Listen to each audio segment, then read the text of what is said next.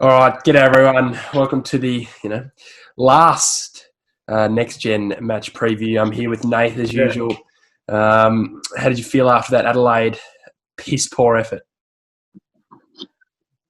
Uh, bloody worst game of this. One of the worst games of the season. Like that first half was absolutely horrendous. One goal for a half against the bottom side. That's just not good enough. Not good enough. And yeah, we made a late run, but it wasn't good enough in the end. So really disappointing, which ended our season. Finals hopes gone. Yeah, well, like I've been saying the last few weeks, like we're all finals, but I just don't think we're Yeah, there yet. Personally, I don't think we're there yeah, yet. Like it would have been great. We were probably in a position that we could have played finals because our draw was decent for the last five, six of the last games of the season. But you can't put that effort on. What was that shit? That first half, yeah. people looked tired from the bounce. People looked tired from the bounce. I did not They understand. did. They just didn't want it. Like, yeah. I actually didn't understand what was going on. Like you could just see, We just looked so tired. like Scholl is running around us. Like good on him, good on the young fella. But like we made him look like a Brownlow medalist. Like seriously, We like did. oh Our midfield got demolished by bloody, what's his name?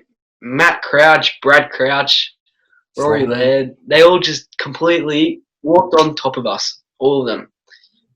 Yeah, it was just, and even the second half, like we really could have came back. It's just we just We could why have. are we down 9? Why are we on 9 points at halftime? Like I'll give it to Adelaide; they're in good form. I remember those times, when you shit and you're on a roll, you win a few in a row. They're playing with a bit more confidence, but Jesus Christ, like come on, we're done with that shit. Surely. I thought that was behind us. Yeah, well, there's a lot to address of the off season. Not even just skill. I think it's just fucking pull your fingers out. Like seriously, like really struggling in periods of the game. Like they didn't look like they wanted to be there for that first half. Like even Ed Kerner. Yeah, Like exactly. like what? I don't know. Like, no one played good in that first half besides, I can't remember now, but probably one or two. But everyone else just looked so tired and like couldn't be stuffed. But yeah, and our forward entries in that first, like even the second half, was terrible. Like, you just know it's going to rebound back out every time. Like the only way to get goals is when Harry was actually one out, which is surprising. You put a forward in the goal square, a big fella in the goal square, he's going to take marks. Like lead up at the ball. Like he's a fucking good player. You got to. We just don't use him well enough. I think we will next year. Next year when we have Charlie back. If Gov's even in the fucking team. But we'll move on to this week. Last game of the season. Let's finish off on a high. Let's get into the preview. Last match of the season. Against the Lions, away at the Gabba. Will be a tough task, actually. We all know what happened last year. The Crip Show. That was one of the best individual performances I've ever seen live. He just took the game by the scruff of the neck and just, cough on my back, boys. I'll take you. But, I don't know if we're going to get the same, but let's just finish it off well. We'll go with the start. Who knows? Who knows? We'll start off with the matchups. We've got Jacob Weitering against Daniel McStay. Sorry, mate. Sorry, Danny boy. But you're not getting a touch, mate.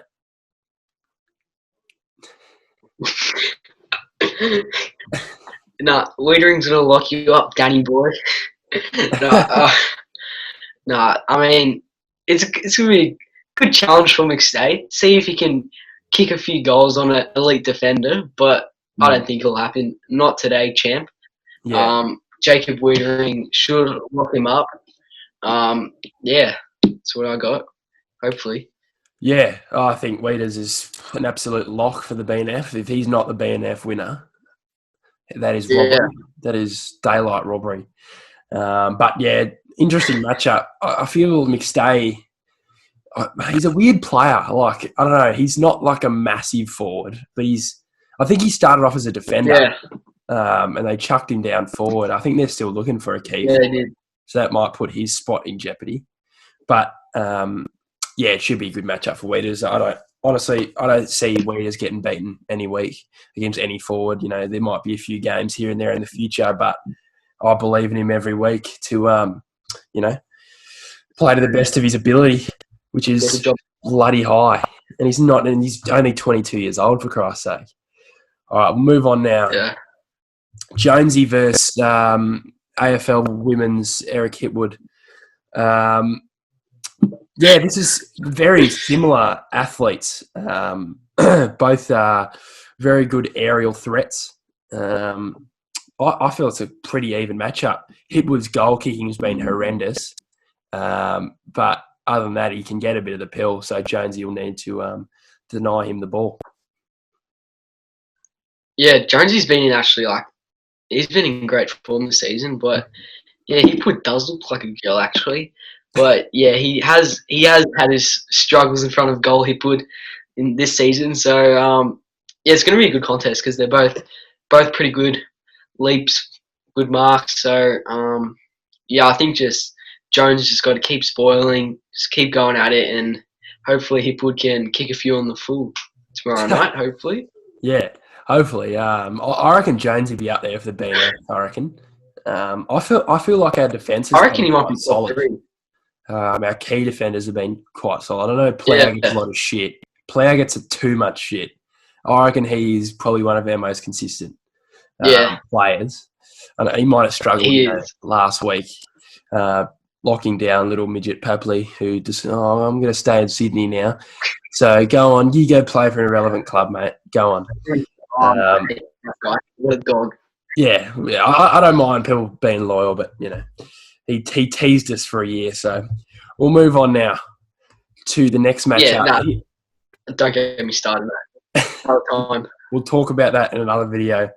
Yeah, this is a massive matchup again. I think Plough's been quite good against Charlie Cameron as of late. He did lock him down last year as well. So, honestly, I don't know what's going to happen. Plough struggled last week a little bit. He just sometimes seems a bit too far behind from his opponent, like zoning off a bit. But I think I trust him, Charlie Cameron. Yeah, I agree. Yeah, he did that on what's his name, Jaden Stevenson a few weeks ago, just like laying off him a 2-bit. But yeah, Cameron hasn't been in the best of form like that second half of the season. But I mean, he's due for a big one. But yeah, last season against Brisbane, it was a good matchup. I think Plowman kept him to 0-1 goals, something like that. But yeah. I'm worried about him. Like, he can tear us apart if he gets a few goals. He'll tear us apart. So, got to keep a close eye on him. Yeah. I think he's been struggling last probably month or so after that knee kind of incident. Something happened with his knee, but yeah, he's probably due to turn it on. So, Plough better be ready. Move on to the next matchup. Yeah. So we've got Ed Curnow against Lockie Neal. So hopefully Ed Curnow had some sleep this week because he looked knackered in the first quarter last week. He's against probably, you got to say, he's probably the Brownlow favourite. Probably will win the Brownlow. Yeah. He's had a very solid season, Lockie Neal. Yeah. They had a bit of pushy shove last year. So hopefully Ed can get into him again. And I just want Ed to get into it with him. Like, just from the start, like last season, he went to him at halftime because Neil got bloody 20 disposals at halftime or something. But I reckon just go to him from the start because showed last week, some Sydney guy, some nobody tagged him and he played crap for the whole game. Like, he struggles with the tag a bit. So I reckon from the start, just chuck Curnow on him. Yeah, get into him, a few bumps and stuff. Just keep working away, Curnow. Rough him up a bit. Yeah, he's hard to stop. He gets a lot of the pill. He gets a lot of handball receives from the big men, usually running through the corridor. So, yeah, especially when, Stephen Martin and stuff are taking marks, we've just got to be able to know that he's going to give off the handball more times than not. So we'll move on to the next matchup. Yeah. So this one, I actually added this matchup. I took one of your matchups out with Cripper. I just felt, let's not focus on Cripper this week. Give him a bit of a I actually was thinking that, but bit of breathing space. You know, let him play. Got the two young guns. I'm fairly sure both of them top pick. Were they both first pick? I'm fairly sure McCluggage. I think he was. Was he? He was either one or two. McCluggage. I think he was first. He's a solid player. Both, you know, play off the wing. Generally, both good users, or pretty decent users of the footy. Both can run all day. It's going to be a very even matchup. Yeah, they're like same, not same player, but like they're same size. They're good runners. They both play on the wing. They're pretty similar. So yeah, like you said, it should be a good matchup. One to look out for. Yeah. So we'll move on to the last one. Darcy Gardner versus Harry McKay. That is a rude pill. Sorry, the Gardner family. We didn't want to abuse you on this channel. You are a solid player, so we'll give it to you. But this one, I think, who's the big defender? Harris Andrews is out for the Lions. Yeah. So this could really break open the game. I think we need Harry one out. We need to give him space. You watch Geelong play, right? Yeah. And you see Hawkins, they give him that extra probably 25-metre radius to lead into. There's so much space, not so cramped. Yeah, like it even showed last week. Like there was a few times where Harry was like one out, like 1v1, and like if we just give him some space, like you said, like he knows how to work the guy, like getting good positioning, and I think, just give him some one-on-one ISO in the 50, kick it to his advantage, and then goals. That's all. That's simple. Simple footy. No, it really is. If you're closer, if you're taking marks closer from goal, he's going to kick more goals, isn't he? Like, you know, you don't want to be having set shots from the pocket. Why do we lead to the pocket?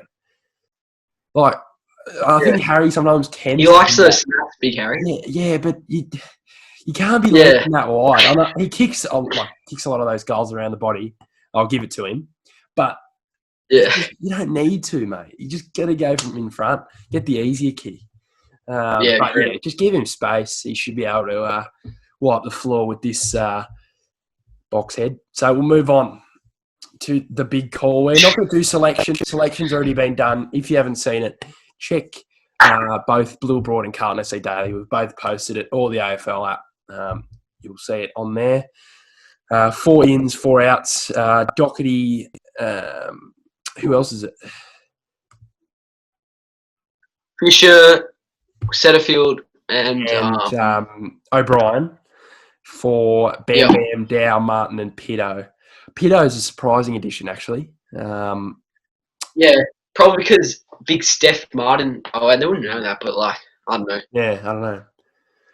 Yeah, I have no clue. But we'll move on to the big calls. Off you go, Buzz. Yep. All right, my guy Ed. He's going to keep Lachie Neale under 12 disposals and 0 goals for the whole game. So he's going to have a hard tag on him from the start to the finish. It's going to rough him up, like you said, just get in his head. He doesn't like the hard stuff, Lachie Neale, so just keep going at him, keep giving him some bumps, and, my big call last round of the season. 100%. Get into him. Just fucking smash him. I think he is averaging over 25. So under 12 will be a bloody great achievement. I'll give him that. That is why it's a big call. People need to understand it's a big call. It's not a medium call. It's a big call. Can't make very simple, easy calls? No.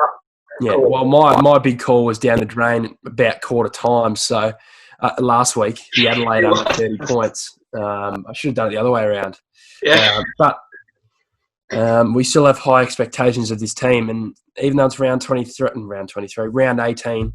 of the season, we still want to win. It's for pride. You need to win footy games. So we'll move on. I've gone for a Simo. This is his last game of footy. Cade Simpson, the legend, mate. He has been around. He joined Carlton November 2002. This is our whole life, mate.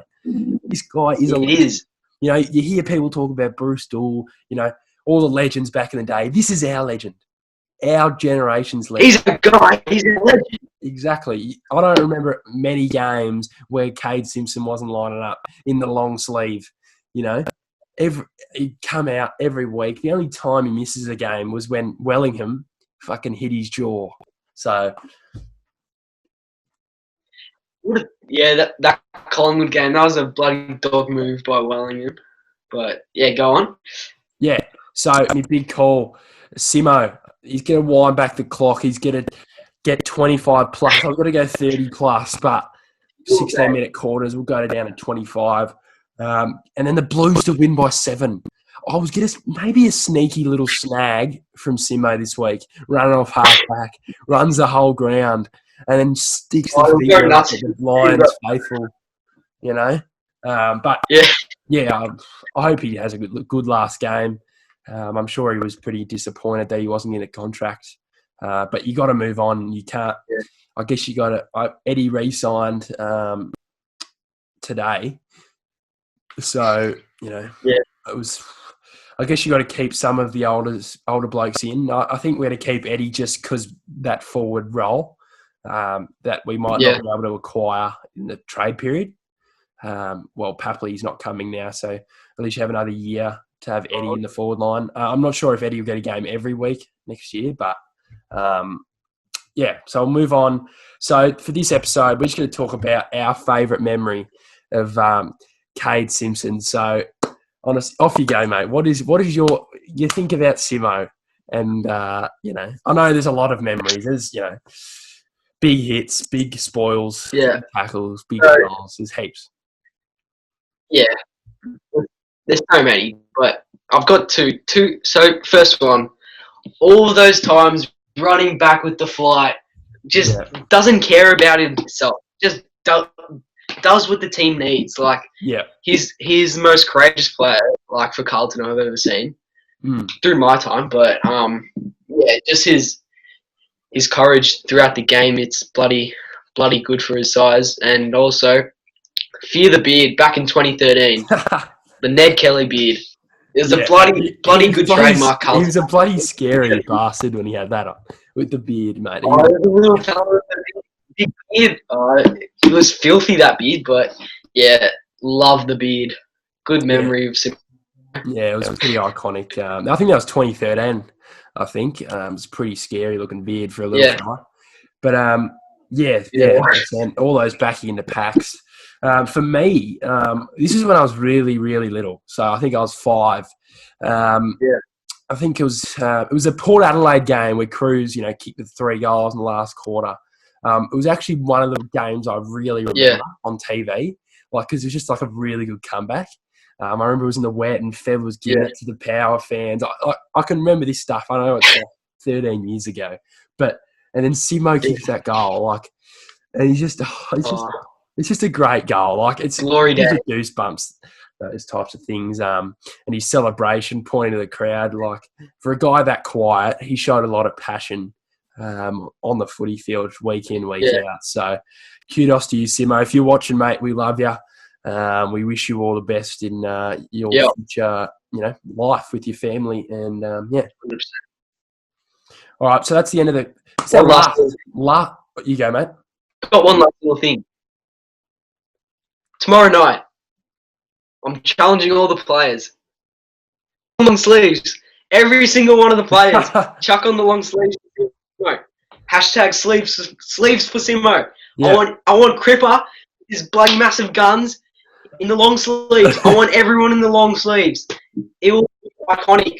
They have to. I don't reckon it'll happen, but I really hope all of the players wear long sleeves. Yeah. There's my little rant. Yeah, they could, but the uniform person might be going off if they're going to have that many long sleeves. But great idea. Imagine big waders of bloody rip the long sleeve. It'd be good idea. But at least something for Simo. Even have a little 6 and an 8 for Cruz and them on the. Did you see the top set training? They look pretty good. Yeah. Hopefully they're for sale. I'd actually buy one. But to finish it off, thanks everyone for supporting our videos on Blue Broad for the last probably month or so. The previews, thanks to Terry and Dan for having us on the channel. It's much appreciated. Yeah, thanks. We'll probably have more videos throughout the trade period. We'll see, but enjoy your the last game of the season and the off season. Go Blues! Yeah. Go Blues!